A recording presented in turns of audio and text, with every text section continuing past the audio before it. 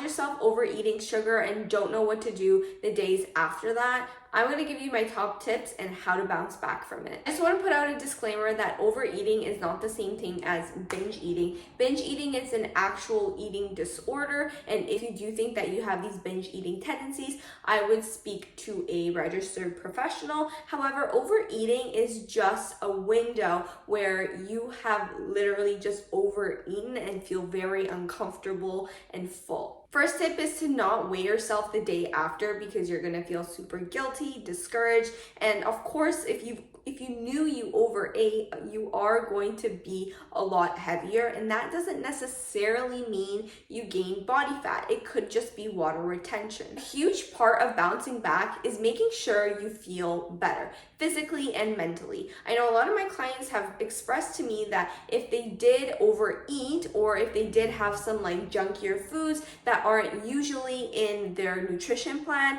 or what they would typically have in a week, they usually feel very brain foggy, they can't think straight, and they just feel very inflamed. Your head just might feel really heavy and you may feel more anxious, not because you ate, but because of the specific foods that you ate that weren't the best for your body. Number 2, do not purposely starve yourself the following day because you overate the day prior. This is just going to lead you down this yo-yo cycle where you overeat some days, you undereat the next days, you overeat some days, yada yada yada. It's not going to get you anywhere. Rather, just eat healthy foods, and if you really truly do not have an appetite, don't eat until you do. And when you do have that appetite, make sure they are foods and you're eating the foods that make you feel your best. So, for instance, if you're having breakfast at noon, I would suggest opting for a really high protein breakfast. This could be high protein overnight oats.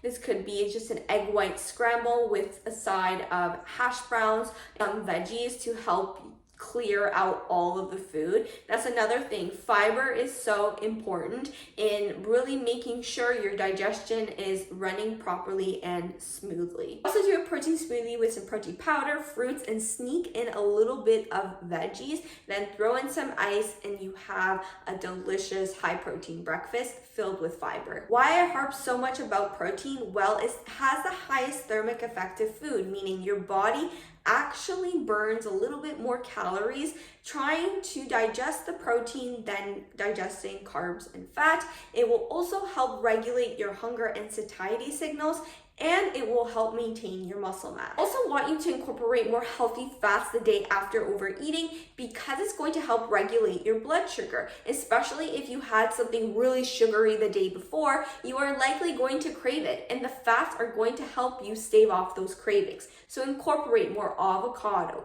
more nuts, more seeds, olives, a lot of, fatty fish, maybe mackerel, maybe salmon. The protein and fat together are really going to help your hunger and satiety cues. And like I previously said, you want a lot of veggies and fiber just to help clear out your digestive system. But in addition to that, make sure you are drinking water, lots and lots of water. You may need some electrolytes depending on if you feel very dehydrated as well. As far as carbs go, I don't want you to completely avoid them. Just don't choose simple carbohydrates like white rice, a lot of rice cakes, jam, sugary cereals, muffins. You really want to stay away from that because they are going to go through your digestive system really quickly. Your blood glucose is going to spike a lot, which is what we're trying to prevent. So I would go for more of your complex carbs, like I mentioned, the fruit, the veggies, maybe some starchier carbs like sweet potato, and then you're going to feel a lot better. As it pertains to your exercise, I want you to go to the gym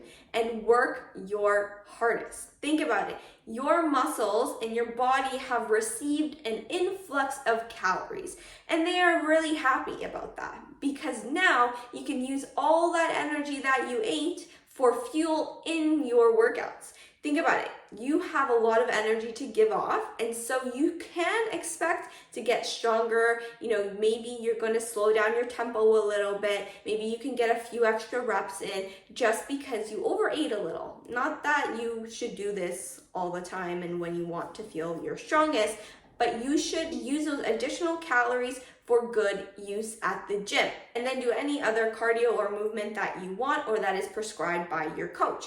I always like to go for at least a 20-minute walk outside specifically to just get my vitamin D in, just to spend time in nature, and it just feels good to move your body. I don't want you to think, okay, let's burn as many calories as I can in the gym because I ate XYZ the day prior. I don't want you to think like that. I want you to think, how strong can I be today so that my body can build more muscle tomorrow? Let's say you are doing lunges. You should be just as out of breath as you would have been doing cardio. Now, the best benefit of resistance training, especially when you're doing a leg day or any exercise actually, is that you are increasing your heart rate, so you're getting your heart rate up, but you're also shaping your body because you are working your muscles. Let me know if I missed anything down in the comments below. That's it for me, guys. Make sure to give this video a big thumbs up, subscribe to my channel,